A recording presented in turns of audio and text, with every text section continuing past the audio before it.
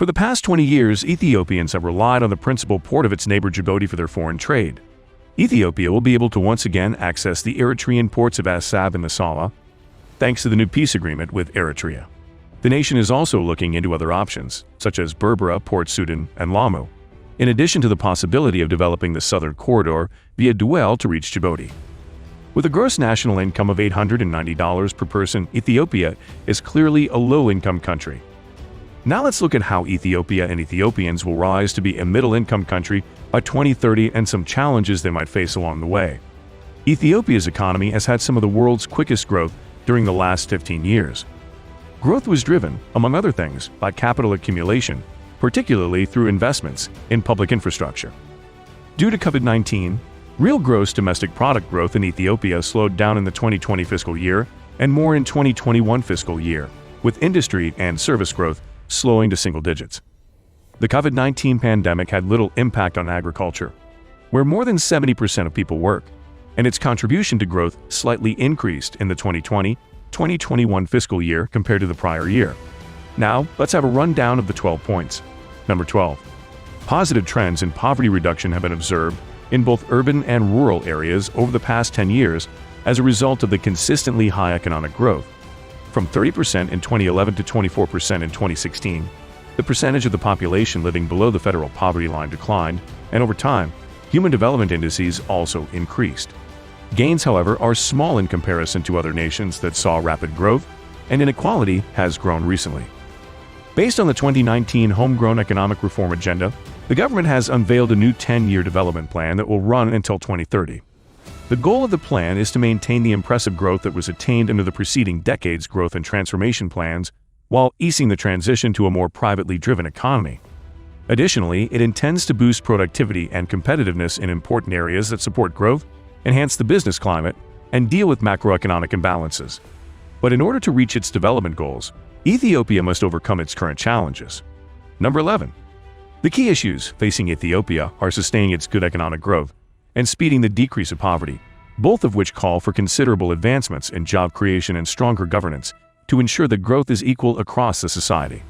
The government is investing and funding pro-poor programs with a significant portion of its budget. The cost of pro-poor programs will continue to be mostly financed in the short term by large-scale donor contributions. Ethiopia has been dealing with the COVID-19 pandemic's enormous social and economic effects, just like the rest of the world. While jobs have been recovering and exports and foreign direct investment have recovered, certain long-lasting scars are probably still present. Urban employment levels haven't entirely recovered. Some households and businesses are still reporting revenue losses, and estimates place an increase in poverty. Number 10. Food security is threatened by frequent extreme weather events, long-term effects of climate change, and pastoral livelihoods. The country's southern and eastern regions will be badly affected by the greatest drought in 40 years, which will affect 7 million people. The one and only major factor that has contributed to Ethiopia's famine for the past 50 years is a repressive government that is unconcerned with the needs of its citizens. The Ethiopian People's Revolutionary Democratic Front did the opposite. Surprisingly, despite its growing authoritarianism, the government's drought relief programs have not yet been jeopardized, and neither have food insecurity and hunger. Examples include the crackdown on the opposition in 2006 and the harsh, security-led response to widespread protests in 2016. The government's relief effort appears to have garnered some grudging acceptance from the populace, but not overwhelming support, which is the other side of the coin. Famine prevention must be a part of a democratic process if it is to become a real social-political contract with the people. That is not taking place. The repressive shift, however, raises concerns due to both its own nature and the possibility that the leadership would back away from its commitment to preventing famine. This commitment is, of course, only as strong as the leadership's historical assessment of the political and national security risks posed by famine. There are no additional assurances. There is a need for vigilance, even though policies that prevent starvation have not yet been abandoned. Number 9. Ethiopia has recently been caught up in a political revival enthusiasm and a resurging optimism for its future. Most significantly, a protracted battle has come to an end thanks to the recent peace agreement with Eritrea. Free movement of people and access to Eritrean ports might open up a lot of commercial prospects for both nations. As a result, this is the ideal time to get together and talk about ways to boost the non-farm rural economy of Ethiopia. Creating equitable and sustainable jobs for a population that is expanding at a rate of 2 million new employees per year remains a serious task for the nation. It will take further education and training improvements, continuous legislative and regulatory reforms, particularly in the agriculture sector, as well as increasing efforts to promote innovation to get over structural limitations like land scarcity. Number 8. The government has mostly focused on industrialization as part of its job development plan up to this point. But in order to address the employment crisis and better support sustainable job growth within many of its secondary cities and towns, it must go beyond manufacturing. In order to increase citizen welfare and maintain peace and stability, the government has made permitting sustainable job creation a primary priority. Each year, 2 million Ethiopian adolescents are expected to enter the workforce. Number 7. Ethiopia's aims to become the primary exporter of electricity in East Africa are supported by nearly unequaled hydropower potential. In order to improve energy availability, control costs, and increase electrification rates, urban regions like Addis Ababa stand to benefit the most from this. The main project under construction is the Grand Ethiopian Renaissance Dam, which has a capacity of 6,450 megawatts. Because electricity prices are among the lowest in the world and the lowest in Social Security Association, operating businesses in the nation may operate more cheaply. Given the government's emphasis on creating hydroelectric projects, which typically require little maintenance and have cheap operating expenses, once the initial sunk expenditures have been amortized, this is expected to continue. The expansion of Ethiopia's manufacturing industry will depend heavily on reliable and affordable energy supplies to maintain its cost competitiveness in the region. Nevertheless, due to Ethiopia's substantial reliance on hydropower, changes in rainfall patterns, droughts, and dropping water reservoir levels might affect the country's electricity supply. Additionally, because of the inadequate transmission and distribution infrastructure, businesses frequently experience power outages, necessitating the development of pricey backup power generation facilities to reduce productivity losses. If Ethiopia took advantage of its abundant geothermal, solar, and wind resources and made significant investments in the domestic grid network, this situation might change. Number 6. Ethiopia lacks the capacity to refine crude oil. Hence, all refined petroleum products must be imported despite the country's small proven oil and gas reserves. Given that 80% of the fuel is domestically produced in Sudan, the price of fuel is quite low on a regional scale. But relying heavily on imports increases the chance of supply chain breakdowns. Because of this, although Ethiopia offers businesses low fuel costs, there may be fluctuations, and the actual cost of fuel may be much greater than the official price shows, especially during times of scarcity. With 4 oil depots currently under construction or planned across the nation as part of the Depot Construction Master Development Program, Ethiopian Petroleum Supply Enterprise is expanding the network of fuel depots and shipment infrastructure in response to rising fuel consumption and rising fuel supply volatility. These will contribute to boosting the fuel supply and market security locally. Number 5. Ethiopia will gain from many of the planned or recently completed transport infrastructure projects in East Africa by strengthening its supply chains, lowering trading costs, and improving access to international markets. For instance, the 752-kilometer railway that runs between the capital cities of Ethiopia and Djibouti, which was completed in early 2016, has reduced the time it takes to move products from 2 days to just 10 hours. In order to improve Ethiopia's linkages with Djibouti, land-based transportation infrastructure is also being developed. This includes a new railway that will run from the region of Ethiopia that produces potassium, close to Mekelle, to the port of Djibouti, where potash is exported. As part of attempts to strengthen bilateral relations and commercial linkages, progress is also likely to be made on cross-border train and road connections between Ethiopia and Eritrea. A recent feasibility study for a railway connecting Addis Ababa and the port of Massawa in Eritrea was funded by the Italian government, and other road improvements between the two nations are also being considered. Long-term gains in regional interconnectedness are predicted by the building of the Lamu Port South Sudan-Ethiopia transport corridor, and more Ethiopian goods will probably travel through Kenya's ports. Ethiopia continues to rely largely on road transportation despite investments in rail transportation.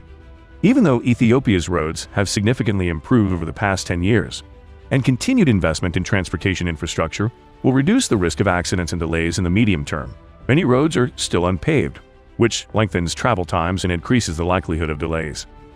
As part of a road expansion and maintenance program suggested by the Addis Ababa City Roads Authority, numerous road projects are now underway in Addis Ababa. China will continue to actively contribute to the construction of Ethiopia's transportation infrastructure. The new railway line connecting Addis Ababa and Djibouti, as well as the infrastructure at the port of Douala, in which China Merchants Ports Holdings has a 15.7% share, were already funded by China. Number 4. Ethiopia is a landlocked nation that relies heavily on the port of Djibouti for about 95% of its trade because it lacks any seaports. Except for the Bardo, which is only passable occasionally depending on water levels, Ethiopia does not have any significant river ports. Due to its proximity to both the Red Sea and the Gulf of Aden, Djibouti serves as both Ethiopia's primary export and import route and a major commerce hub for the region. Due to its reliance on the port of Djibouti, Ethiopia is currently subject to significant hazards, including delays brought on by traffic and strikes, as well as excessive expenses in customs and trade bureaucracy because of a lack of competition. With intentions to use the port of Sudan, Mombasa Port in Kenya, Berbera Port in Somaliland, and maybe the port of Massawa in Eritrea if diplomatic relations improve, the nation has taken moves to broaden its options for trade. Major downside risks to the nation's supply chains stem from an over-reliance on the road network for both goods and passengers, as well as years of underinvestment in the nation's transportation infrastructure. Long lead times raise import and export costs, which are greater in Ethiopia than the norm for the region. However, as more rail and road improvements are made throughout Ethiopia and the wider region, connecting major trade routes with special economic zones and important economic hubs, lead times and prices are projected to be decreased in the medium to long term. Number 3. Ethiopia's economy slowed down from 6.1% growth in 2020 to 5.6% growth in 2021 as a result of the civil war and COVID-19's effects on travel and hospitality. On the supply side, industry and services, as well as private consumption and investment, were the main drivers of growth. Due to domestic credit growth to boost the economy and supply chain disruptions brought on by COVID-19, inflation soared to 26.7% in 2021 from 20.4% in 2020, much beyond the central bank's 8% objective. In 2021, the budget deficit, including grants, decreased to 2.6% of GDP from 2.8% in 2020 as a result of reprioritizing expenditures and an increase in tax collections. Although stable, the banking industry is not open to outside competition. State-owned banks account for 51.8% of the banking sector's assets, followed by microfinance 15%, insurance 9%, and leasing 9%, which together make for 76% of the financial sector's total capital. In June 2021, it was predicted that public and publicly guaranteed debt represented 32.8% of GDP and 57.8% of external debt. Due to lower imports, the current account deficit decreased marginally from 4.4% of GDP in 2020 to 4.3% in 2021. Foreign direct investment and remittances pay for the current account deficit. In 2020 and 2021, the amount of foreign reserves needed to cover imports was 2.5 months. The $408 million Sales Development Representative allocation, which was recorded at the central bank and represents 0.4% of GDP, will increase global reserves. The number of individuals in need of humanitarian assistance surged from roughly 8 million in 2020 to close to 15.8 million in 2021 as a result of conflict and the COVID-19 epidemic. Number 2. The GDP is expected to rise at a rate of 5.7% in 2023, picking up to 4.8% in 2022 due to industry, private consumption, and investment. The telecom industry's liberalization and a pickup in tourism are anticipated to improve the GDP prospects. COVID-19, debt vulnerabilities, and the civil war in northern Ethiopia are the main threats to the growth prospects. The conflict between Russia and Ukraine is predicted to raise food and oil prices globally, causing inflation to reach 32.6% in 2022, before falling to 24.9% in 2023. Due to the implementation of the fiscal consolidation strategy and improvements in the mobilization of tax income, it is anticipated that the fiscal deficit will be constant at 2.6% in 2022 and 2023. In 2022, the current account deficit is predicted to increase to 4.8% of GDP before declining to 4.1% in 2023.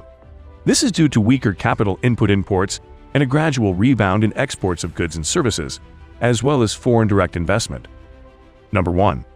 Ethiopia ranks 72 on the Global Conflict Risk Index for 2021. Droughts, flooding, desertification, water scarcity, and a rise in insect activity are some of its climate change vulnerabilities. which have an impact on the agriculture, energy, and health sectors. About 10.2 million people were impacted by the 2016 El Niño-induced drought, which necessitated a $1.9 billion humanitarian response. The Productive Safety Net program covers 8 million to 10 million individuals at a cost of $440 million annually and was implemented in 2005 to lessen susceptibility to climate shocks. For reducing GHG emissions, the 2011 Climate Resilient Green Economy Strategy offers a framework. Ethiopia set emission objectives under 3 scenarios: business as usual, unconditional, and conditional in its update to its nationally determined contribution for 2020 to 2030. According to the latest estimate, emissions will drop from 347.3 million tons of carbon dioxide in 2020 to 125.8 million tons of carbon dioxide in 2030, a 68.8% decrease. The strategy's implementation would require creative climate finance. Ethiopia's nationally determined contribution requires $316 billion in financing over the period of 2020 to 2030. That's $275.5 billion for mitigation and $40.5 billion for adaptation. $63.2 billion will come from local sources, and the remaining amount from international sources of climate finance. Ethiopia is on track to achieve SDG 13 on addressing climate change. The 13th Sustainable Development Goal, one of the 17 Sustainable Development Goals, created by the United Nations General Assembly in 2015. SDG 13, or Global Goal 13, is about addressing climate change. Take immediate action to mitigate climate change and its effects, according to the goal's stated mission statement. By 2030, SDG 13's 5 aims must be accomplished. They discuss a wide range of topics relating to climate change. Output targets are the first 3 goals. Build knowledge and capacity to deal with climate change, increase resilience and adaptive capacity to climate-related disasters, and incorporate climate change measures into policies and plans. The UN Framework Convention on Climate Change must be implemented, and procedures to increase planning and management capacity must be promoted. These 2 aims are means of attaining targets. There are indicators that go with each target and give a way to evaluate how well each target and SDG 13 as a whole are progressing overall. The principal international intergovernmental venue for discussing the world's response to climate change is the United Nations Framework Convention on Climate Change. Ethiopia will look a whole lot different come 2030 if all the major problems it faces today are mitigated. We can expect to see sprawling infrastructure, wealth and job creation, zero famine, and enough electric power supply for the entire nation and its East African neighbors. Thanks for watching this video till the end. If you enjoyed it, please remember to leave a like, and also don't forget to subscribe to our channel